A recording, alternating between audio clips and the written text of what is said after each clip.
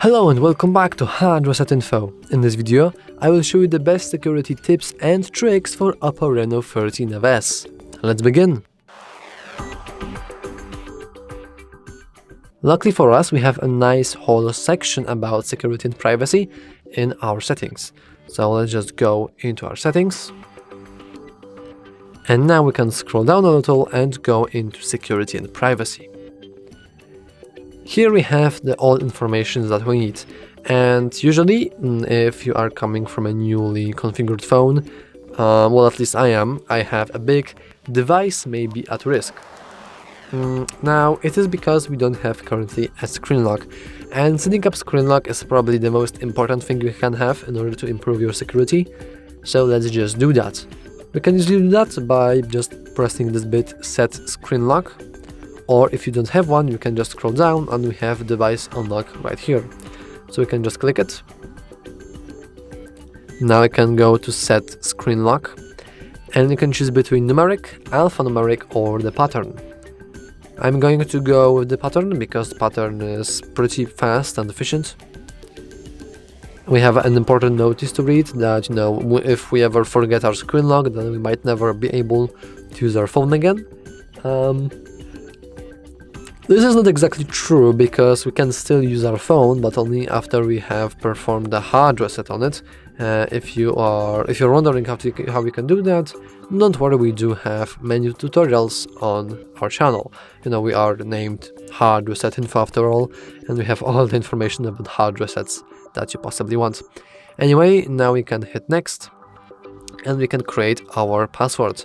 So I'm going to go with a simple L shape, just like that. Now we can turn on fingerprint unlock. Fingerprint unlock is also pretty cool because it doesn't require you to basically input your password in public. Like you can just use your finger like that and enable your phone whenever you want to. We can just go with it, and we can set. This is the warning that we have to have a genuine screen protector, but I'm going to just hit add now. Now we can take our phone and start using our finger sensor in order to register our, in my case it's a thumb.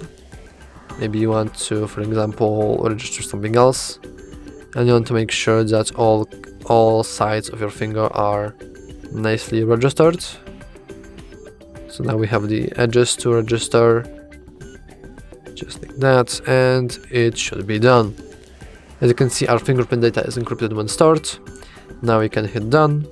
We could also add face. I'm not going to do that here because it takes some time, but you can always improve your biometric passwords with the face. But personally, I think that the fingerprint is enough. So I'm going to hit cancel.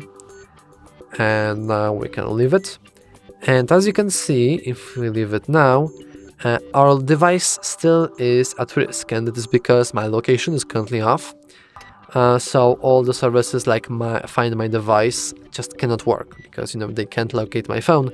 So we can just easily fix that by expanding our control center from the top and just enabling location right here. And now, currently it's a pretty funny glitch that, our device may be at risk, but we have a green check mark. However, if we leave it and we go here, our phone now looks good, which is also pretty cool.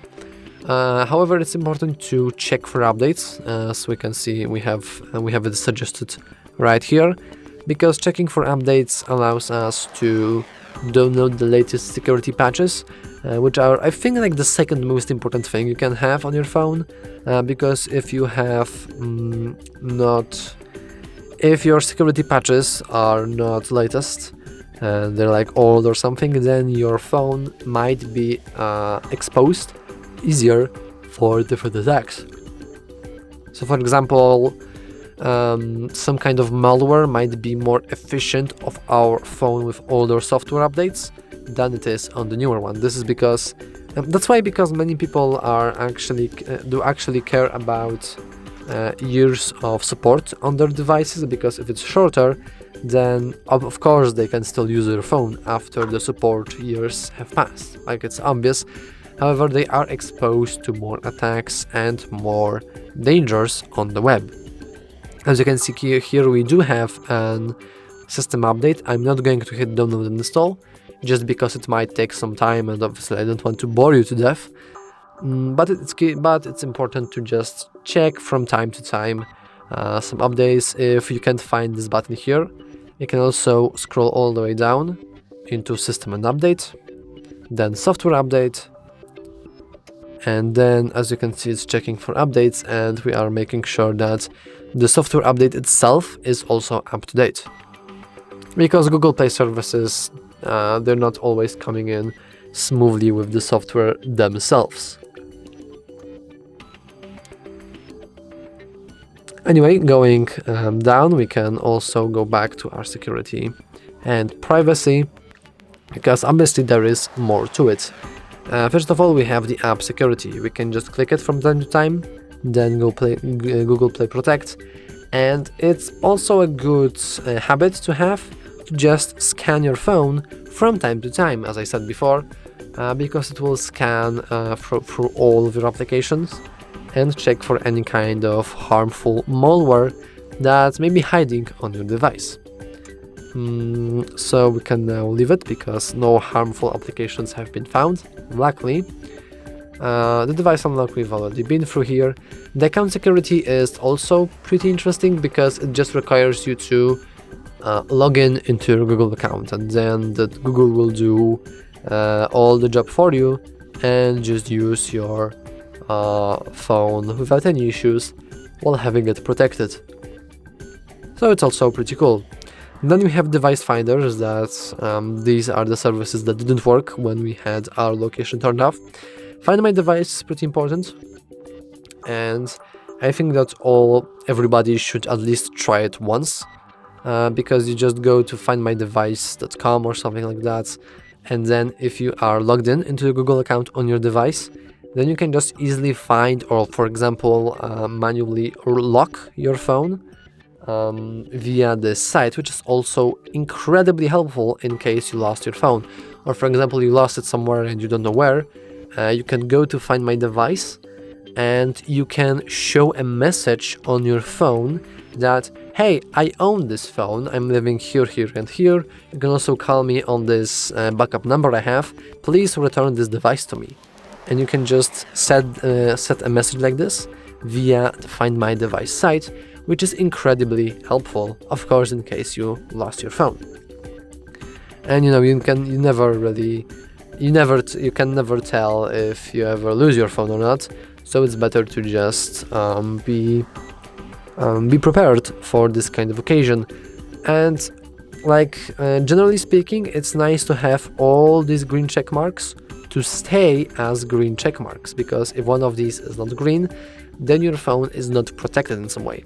Obviously there's more to it. For example, if you scroll down, we can see that we have a whole section dedicated to the privacy controls, the ads, the data that our phone gathers about us, and also the permission manager, which lets us configure all the permissions we have on our phone. So if we want to, we could, for example, go to the camera, and we can don't allow the camera to have camera permission, so our camera just won't work.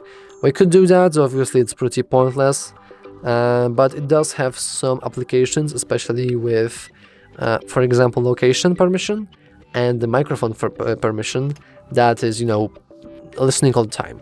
If you have application that is allowed all the time to have your microphone working in the background, it's not a good thing to have it all the time in the background for obvious reasons. So I would advise you to click on it and switch to only ask while using the applications, or ask every time, or just simply don't allow at all.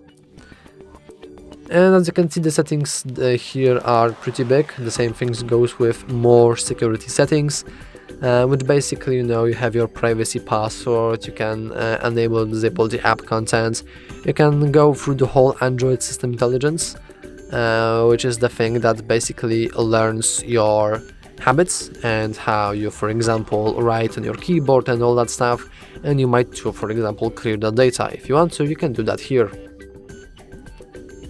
And also we have the extend unlock phone, which lets us configure that whenever we are near our phone, it will never lock, which is pretty interesting. But once again, if you want to play around with it, you can easily do that. I'm pretty sure the extend unlock is not only on the OPPO phone, but also on any Android-based phone, and that is out there. And lastly, I have the hide options, the app lock thing. Oh, we can. I'm surprised that we have to. Oh, I'm pretty surprised because apparently I do have a privacy password set up. But this lets us lock certain applications behind a very specific password. Which is also pretty cool. I'm not going to dive too deep into that because we have a whole video about that specific topic, which is also pretty cool. But anyway, I think it's all for this video. If you found something cool, or if you have more cool security tips and tricks, make sure to share them in the comments. Anyway, that's all for this video. If you found it useful, please remember to like and subscribe. Thanks for watching.